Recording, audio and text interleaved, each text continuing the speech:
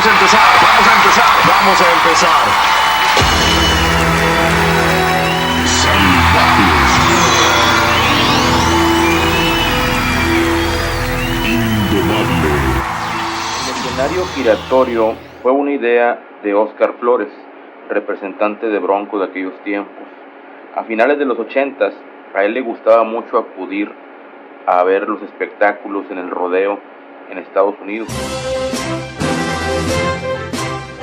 La exhibición de rodeo más grande del mundo, el espectáculo pecuario y ecuestre de Houston en el estado de Texas. Sobre todo en la ciudad de Houston, Texas, donde se llevaban a cabo, se han llevado por tradición los rodeos más espectaculares del mundo. Y también tradicionalmente en la parte media del espectáculo del rodeo existía la variedad artística, que eran los shows musicales. Acudían los artistas del momento, el género musical que consumía la gente que acudía a ese tipo de eventos.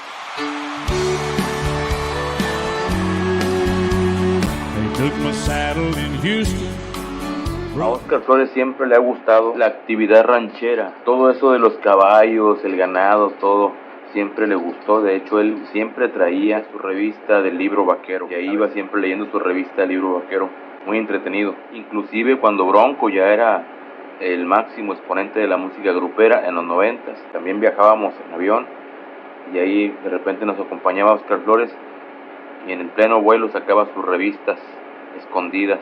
Bueno, pues a él se le ocurrió durante una de esas vueltas a Houston, cuando fue a ver un espectáculo, él mismo visualizó ese tipo de detalles del show del grupo que estaba en ese momento, del artista, y observó que había también imágenes proyectadas en una pantalla gigante.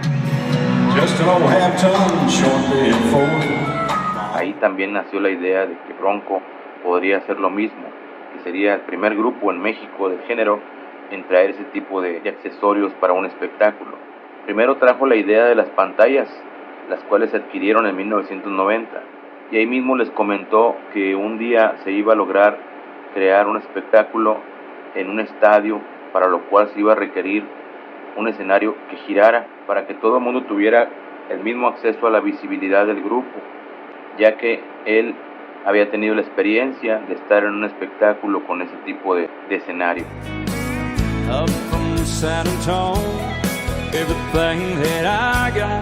A todos los que estábamos alrededor de esa plática se nos hacía imposible que pudiera existir el hacer un escenario que girara. Ya había un escenario que nos tocó conocer en la ciudad de Aguascalientes, el famoso centro de espectáculos Los Globos.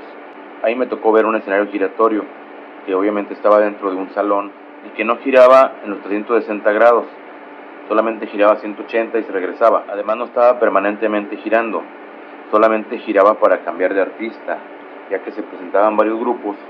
Mientras estaba un grupo tocando, el otro grupo estaba en la parte de atrás instalándose. Cuando el grupo en turno terminaba su show, simplemente daba vuelta el escenario y la parte trasera se iba para enfrente y viceversa. Esa era la función del escenario giratorio de Aguascalientes en los Globos. Pero acá no, acá sería un escenario que estuviera girando constantemente. Cuando llegó la fecha del primer evento en un lugar que se iba a requerir ese escenario, en la Plaza México en 1993, en el mes de mayo. Bronco en la México. Por primera vez el grupo más espectacular de América en la plaza más grande del mundo. Próximo 2 de mayo, el suceso musical de la década. Bronco en la México. Prepárate a vivirlo. Para esa fecha, tiempo antes, acudió Óscar Flores con gente experta en producciones y equipos de escenarios de nivel internacional. Aquí en Monterrey existía una empresa que le dio el servicio, los cuales tampoco habían tenido esa experiencia de fabricar un escenario con esas características. Tuvieron que dirigirse a la ciudad de Houston, Texas, precisamente cuando estaba un evento, y lograron obtener el apoyo de los organizadores para tener acceso al interior del recinto para poder tomar los detalles y medidas de aquella infraestructura. Posteriormente se dirigen a la Ciudad de México y en México la compañía Televisa reúne junto a esta persona que había ido a Texas a sus mejores técnicos en escenografías para que juntos lograran crear eso que Óscar Flores les estaba solicitando, el escenario giratorio. Tampoco ellos habían hecho algo similar, por lo que fue un experimento. Cuando todo parecía que ya estaba el objetivo realizado, surgieron algunos problemas técnicos que, según a opinión de nuestro ingeniero de sonido de aquel tiempo, Genaro González, fueron unas fallas de física, ya que los rodillos que estaban acomodados en el riel que circulaba no debieron haber sido de plástico, según Genaro, debieron haber sido metálicos por el peso que se estaba utilizando, lo que causó un gran retraso para hacer la entrega oficial el mismo día del evento. Aún así se hicieron algunas pruebas y logró funcionar, pero a la hora del show, a la hora de actuar, ya con el grupo en el escenario, las fallas volvieron a aparecer. El escenario estaban patinando las ruedas con sus motores, estaban patinando sobre el riel y no lograban avanzar. Para eso había un acceso, una pequeña puerta que dirigía a ese espacio donde estaban los motores y los rieles. Fue necesario que varios compañeros técnicos de Bronco ingresaran a ese lugar para hacer funcionar manualmente ese carrusel. Seguramente se han de preguntar, ¿y cómo le hacían con los cables? Bueno, el escenario no podía estar girando en una sola dirección permanentemente o en la otra. La única manera que pudiera funcionar era que girara hacia un lado y al momento de topar a los 360 se regresara a una velocidad moderada que no causara problemas de vértigo. Los cables, igual que en el salón de los globos que les platiqué, iban introducidos por la parte del centro del escenario. Había un eje, el mismo eje que era el soporte, un tubo grueso que era el soporte de todos los brazos del motor de aquel carrusel. En ese tubo se introducían todos los cables de los micrófonos, las luces que estaban en la parte que iba a girar. Ahí salían los cables con sus medidas ya preparadas, tomando en cuenta el giro que iban a hacer, así es que no tienen ningún problema. Los cables igual se daban la vuelta y se regresaban. Les comparto un detalle interesante. En este caso, el escenario que giraba no era toda la estructura que se veía en ese espacio, era solamente un pequeño círculo separado del área de la escenografía y de la estructura de la iluminación. Era un pequeño círculo que tenía dimensiones quizás de 4 metros, 5 metros de diámetro. Ese era el espacio circular que tenía los movimientos. Toda la demás estructura era fija. Ese escenario fue un trabajo para Bronco, una inversión de un producto desechable. Terminó el evento en la Plaza México y se entregó a quienes lo construyeron. Bronco no se quedó con él. Lo mismo en Monterrey, fue la segunda ocasión que se utilizó este tipo de escenario giratorio con las mismas características. En 1994, también en el mes de mayo, el Estadio Universitario. Ahí también se volvió a hacer otro escenario similar. Monterrey acudió a otra empresa diferente a Televisa, la cual había también apoyado la ocasión pasada en la Plaza México, con las mismas dimensiones, que a pesar de haber hecho las pruebas pertinentes previas al evento, de las cuales salió todo bien, funcionó solo. A la hora del show volvió a fallar y tuvieron que intervenir de nueva cuenta los compañeros técnicos para hacerlo girar.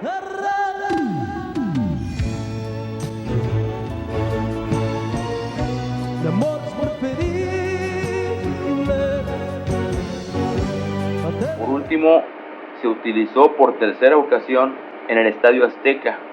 En el Estadio Azteca también se contrataron los servicios de Televisa para construir ese escenario, pero en esa ocasión yo ya no estaba, por lo cual no sabría compartirles detalles de su funcionamiento, así es que ahí se las debo, pero de que se hizo el escenario giratorio en el Estadio Azteca también, sí se hizo, y por supuesto que también se lució, en los 3 lugares se lució, y no ha existido hasta hoy otro artista del género que se animen y logren enfrentar ese tipo de retos, y sobre todo que logren tener éxito. En las 3 ocasiones, dichos escenarios fueron desechables, las empresas que los construyeron se quedaron con todo el material.